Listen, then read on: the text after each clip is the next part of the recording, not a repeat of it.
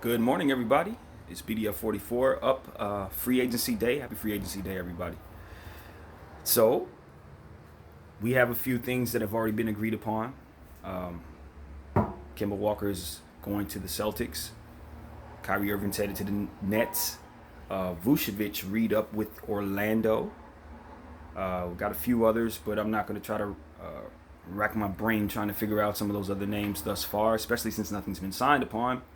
But this is what's going on. So, in my opinion, we need, the NBA needs to stop having restrictions upon teams and players having free agency meetings before free agency day. Sorry, I'm looking at my face as if this is a mirror or something. But free agency day should not be the day where we find out where guys are going and guys have to make decisions upon this day because a lot of the smaller names are coming off the board. That's not cool. We don't want to have a situation where the Lakers or the Clippers can't get other players because they're too busy waiting on Kawhi, they're too busy waiting on KD or what have you.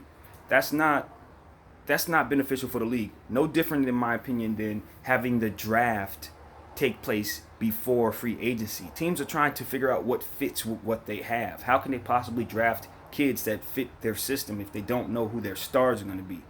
So the NBA, even though they have restrictions for reasons, and they do a great job at enforcing their rules and all of that good crap, with the exception of tampering,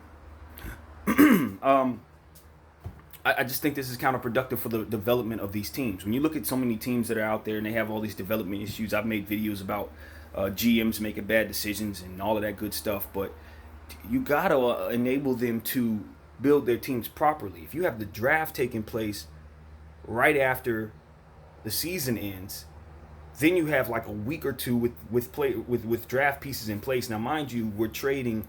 When you make trades, you're trading draft picks, you're trading all of that. So I understand the value of draft picks and how that relates to wanting to be able to trade them before they become players. But just in terms of trying to do things in order and structure your team properly, you want to be able to know what you have before bringing on rookies that are going to complement that. Because we can say, okay, well, I need a center, so I'm going to draft a center. And then a guy like Anthony Davis becomes available to you, and now you have two-star centers. Like, that's just a random example that doesn't exist. But I'm just saying that kind of stuff does happen. So that's my thing.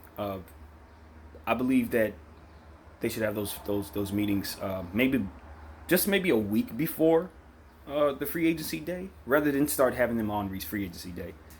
So right now we're waiting on Kawhi Leonard's meetings to begin. We're waiting on KD's meetings to begin. We're waiting on that.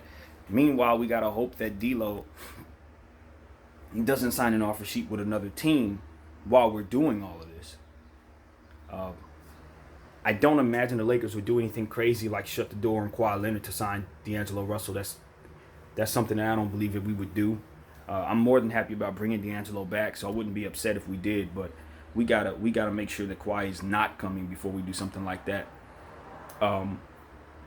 And we're asking him to rush his process in regards to figuring out what he wants to do for the rest of his life. Now, a lot of people think these deals are done. Part of me thinks that a lot of these deals have been done for months. I got conspiracy theories about stuff like that. But if I'm just to assume that everything is being done on the surface and being done correctly, then this is just out of order. So that's my little bit of complaining.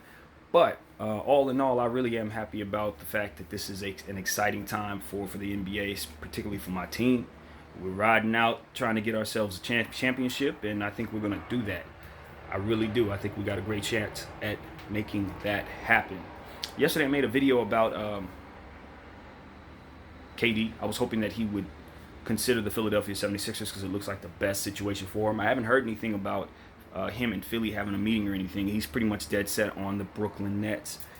And look, I think he's going to come back and find out that he's not going to like playing for the Nets. I think that is a possibility. Now, there's really no way of knowing what the Nets are going to put together. There's no real way of knowing what him and Kyrie are going to look like when everybody's healthy, even what he's going to look like when he gets back from the Achilles injury.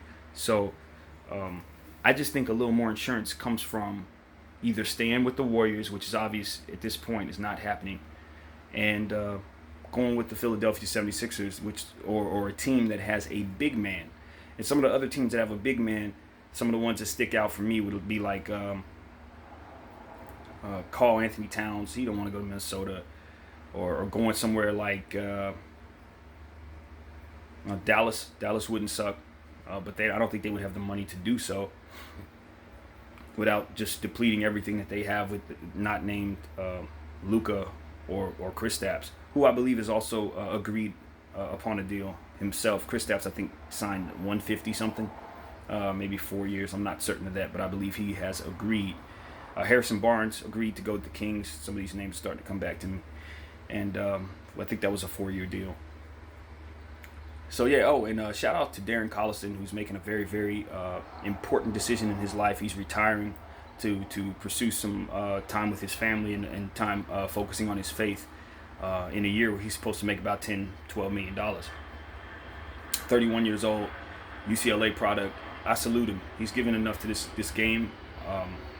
He solidified himself as a player in this league that teams should respect, and that's all right. I think when guys retire early, they just assure that their bodies are going to hold up more so throughout the long aspects of their life. They'll be able to have less aches and pains as he grows older because he played less years in this league. And even though that's not really as much of a thing in basketball as it is in some of the other sports, particularly football, but I still think it's not a bad idea when a guy decides to make a decision to kind of cut back on the usage. More time with your kids, man. More times being able to bend your knees in your 50s. So I don't have a problem with it at all. I think he's making a decision that he believes in. And though to us it may not look like a lucrative decision and he may miss the NBA or what have you, when he's done playing, you should be done playing. A lot of guys keep going because they feel they have to, or they feel like their legacy's on the line if they don't push it a little further, or they feel like their money situation is not in control, so they have to continue to work. But they don't produce on the floor because they just don't have it in them to continue. They're tired of the NBA or whatever. They don't want to play basketball no more. So when a guy decides to give up early, or not give up, that's the wrong word. When a guy decides to call it a career, that's a good thing, I think.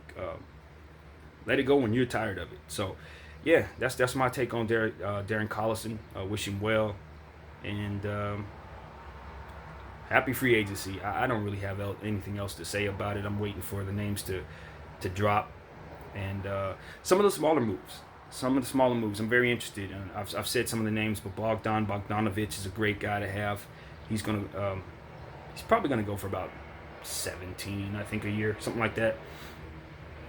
Gerald Green, Malcolm Brogdon. I don't know if I've mentioned Malcolm Brogdon enough, but that guy's a free agent, and whoever lands him is going to be very happy they did.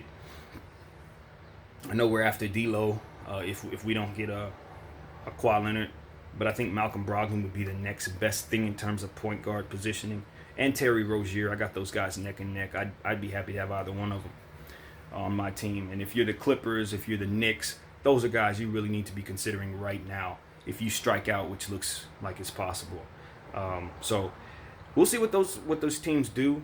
We'll see what these free agents do. And yeah, thank you guys for subscribing. I know I had a couple guys tell me they subscribed. I'm very, very happy to now be underway. This is something I'm going to continue. I have a passion for, and I got a bunch of NBA stuff in my head as well as other topics, so I'll just sprinkle them in as I go along, and as I grow, I will separate them and make this more of a cohesive channel. But for now, I'm just making videos, and I'm assuming nobody's watching them, so it's all practice for now, and thanks for the support. You guys have a great day. Everybody enjoy themselves, and yeah, continue to give me feedback if you feel the need, and if not, just thanks for watching. It's good enough to just watch. A lot of times people want clicks and subscribes. No, just consider what I'm saying. It's all about the thoughts and trying to share ideas, and hopefully the right people will see what I'm trying to put out there, and we'll have a better product in the league. That's really my intent.